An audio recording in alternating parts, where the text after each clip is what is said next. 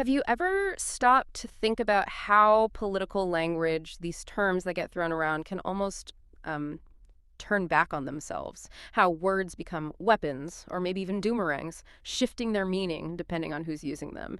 It often seems to muddy the waters, especially around big ideas like, free speech. Welcome to the deep dive. We're here to help you get genuinely informed fast. Today, we're really diving into, yeah, well, a pretty striking example of this. It's a statement from former President Barack Obama. Our source material is basically excerpts that detail Obama criticizes Trump over Kimmel's suspension. And look, we're not just going to report what he said. We really want to unpack the layers here. His criticism sounds quite strong, and he brings up this perceived irony regarding the Trump administration and media companies. There's a lot going on here. Power, rhetoric, accusations. It's fascinating stuff, and we're excited to explore it with you. Yeah, it really is. And what jumps out right away from the source is how pointed Obama's critique is. He's not just, making casual observations. He's laying out some very specific allegations and drawing really sharp contrasts. So first, the source says he slams what's referred to as the Jimmy Kimmel suspension. That's not light language. Then he really ramps it up, doesn't he? He alleges the Trump administration is actually threatening media companies. And he gives a reason.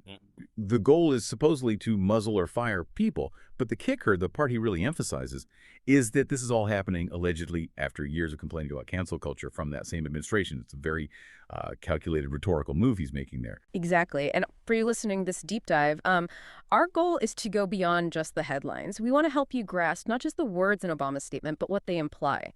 Implications for things like media independence, the whole tricky balance of political talk, and how these powerful stories get built up and pushed back against in public. It's really an exercise in thinking critically about how political language shapes how we see things. Okay, so let's start right there with that verb. Obama slams the Jimmy Kimmel suspension. For a former president, someone usually quite measured, right?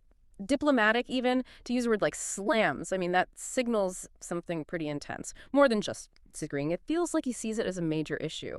Now, the source doesn't give us the details on the Kimmel suspension itself, but focusing on Obama's reaction, what does that forceful word tell us about how seriously he views whatever happened? It's definitely a strategic choice of word. Slams takes it out of the realm of, let's say, everyday political back and forth. When a figure like Obama uses a term that strong, it's designed to communicate that, from his perspective, this alleged event wasn't just, a minor disagreement. It suggests it touched on some fundamental principles, maybe freedom of expression, maybe media independence, things he felt he had to defend really strongly, more strongly than usual. It's a signal, isn't it, to everyone, really, that he sees something as fundamentally wrong, maybe out of bounds, and it kind of sets the stage for the more serious claims that come next. While we don't know the specifics of the Kimmel thing from this source, you can bet that any perceived move by an administration to interfere with the media figure would be seen through that lens. Yeah. Press freedom, executive overreach. So that initial slam really sets a very serious tone for what he believes is going on. Right, that sets the stage perfectly, because right after the slam comes this very direct, very serious allegation that the Trump administration is threatening media companies. We're not just talking about like harsh words or policy disagreements anymore. Threatening, that implies a deliberate attempt to intimidate, maybe coerce. For our listeners who often follow these things closely, what kind of forms could that threat actually take? Because it's probably not always a shouted demand, right? It can be more subtle. Absolutely. It's rarely overt, like a direct public command. Usually, if it happens, it's a more complex strategy. It's about applying pressure. Historically, tactics administrations have been accused of using range from, say, using regulatory bodies, think the SEC, or maybe antitrust investigations against media owners. It could even involve things like public attacks designed to encourage advertiser boycotts, or just generally undermine public trust in an outlet. Sometimes it's about controlling access, denying certain reporters or networks interviews or information, punishing them effectively.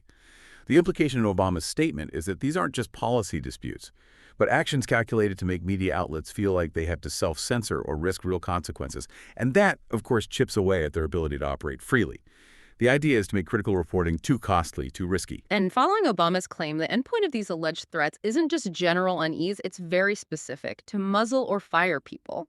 Muzzling, in a journalism context, that sounds incredibly chilling. It's not just influencing coverage, it suggests actively silencing people or certain viewpoints entirely. But what are the deeper implications of actions like that are alleged? For journalism's integrity and, well, for the information that actually reaches all of us. Well, it really hits at the foundations of a healthy democracy, doesn't it? If an administration is seen as trying to pressure media to muzzle people, It points towards an effort to limit speech, maybe even enforce censorship, or at least discourage views they don't like. And it's not just about what gets said or written, it's also about what doesn't get said, what stories don't get pursued, what questions don't get asked. And then the idea of getting people fired, that creates this huge chilling effect. If journalists or commentators think they might lose their job for covering certain things or holding certain opinions, they might just avoid those topics altogether. That's self-censorship. And the result is that the public, you, the listener, gets a narrower, maybe less challenging, and ultimately less complete picture of what's happening, especially concerning those in power. So the range and honesty of the news you get could shrink. That's a serious outcome. That Yeah. chilling effect idea is deeply concerning. It really paints a picture of moving away from open debate towards a place where certain subjects are just off limits because of fear. But this is where, like I said earlier, that linguistic boomerang seems to come into play, where Obama adds this layer of irony. He specifically points out these alleged threats to muzzle or fire are happening after years of complaining about cancel culture from the Trump administration itself. This isn't just an accusation anymore. It feels like a deliberate rhetorical counterattack. Exactly. And what's really fascinating there is how Obama uses the term cancel culture. For years, right, that term has been used often by conservatives to criticize things like public shaming or people facing professional consequences for saying or doing things others find offensive. It's often framed as an attack on free speech, on open debate, usually from the perspective of those feeling targeted.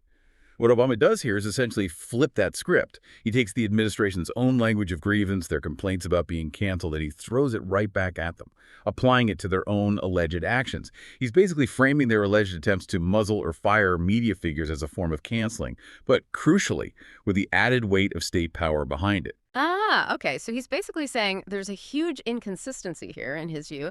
An administration that spent years positioning itself as a victim of and fighter against cancel culture is now being accused by him, a former president, of doing its own version of canceling and using government influence to silence people they don't agree with. It's almost like he's saying, look, you complained about this, but now you're the ones doing it, and arguably with much bigger tools. Is that a fair comparison to make? Or does the government power aspect fundamentally change things compared to, say, social media mobs or campus protests often associated with cancel culture? That's a really sharp question, and it gets right to the core of his rhetorical strategy. Obama's argument, as presented here, seems to suggest that whether you think cancel culture is real or just a political tool, the outcome silencing dissent, removing voices, looks similar. But the key difference he implies, the thing that gives his critique its edge, is that power dynamic you mentioned. Cancel culture, as it's usually debated, often involves social pressure, maybe market forces like boycotts. When an administration allegedly uses similar tactics trying to get people muzzled or fired, it potentially brings government authority into the mix.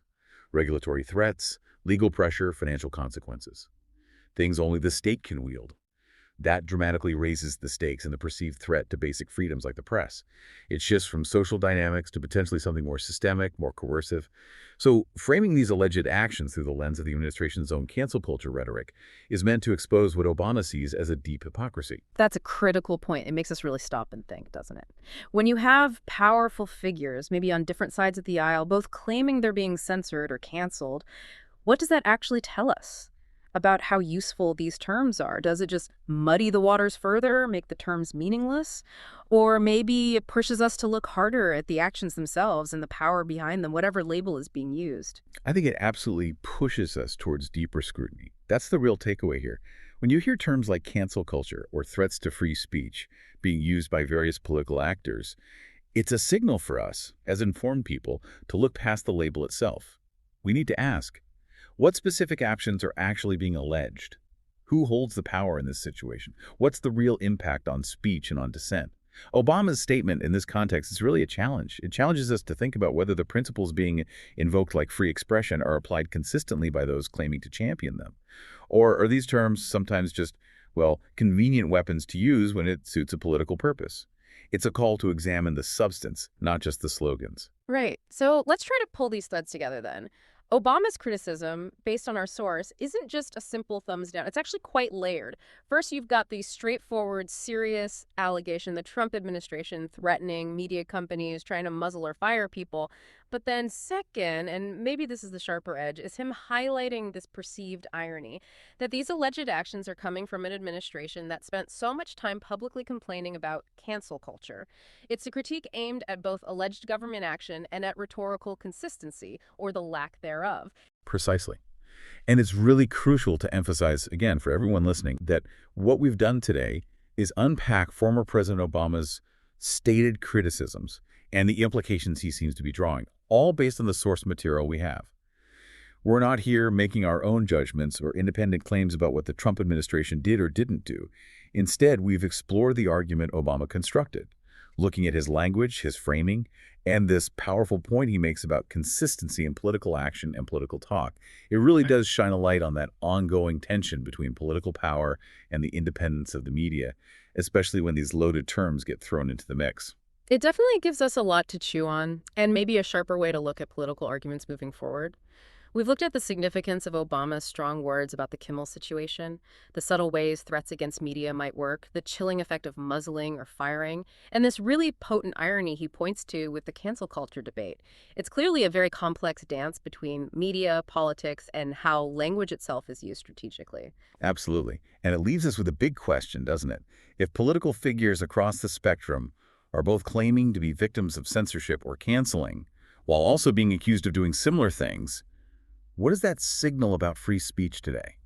About dissent in the public square? And maybe more importantly, how do you, listening to all this, navigate this kind of rhetorical battlefield? How do you figure out what's really going on beneath the surface and understand the motivations behind these claims? That's a vital question, I think, and worth pondering even after we wrap up here. That is the perfect thought to leave you with, something that really encourages that ongoing critical thinking. Thank you so much for joining us for the deep dive. We really hope this discussion helps you see the rhetoric and the stakes in today's political world a little more clearly, a little more deeply. Until next time, keep digging, keep asking questions, and definitely stay curious.